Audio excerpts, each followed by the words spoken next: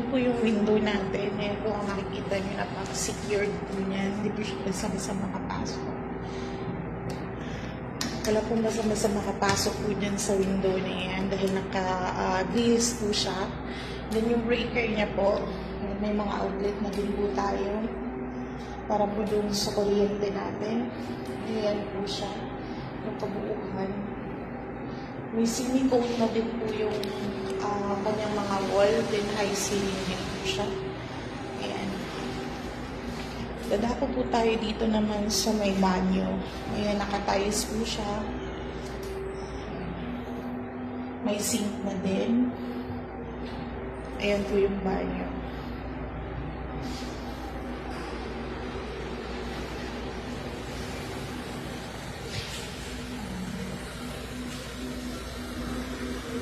Maganda dito guys kasi sobrang refreshing po yung hangin niya. Presko-presko po.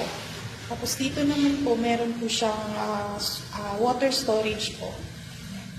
Magagamit niyo po ito tuwing umuulan. Istockan po ito ng water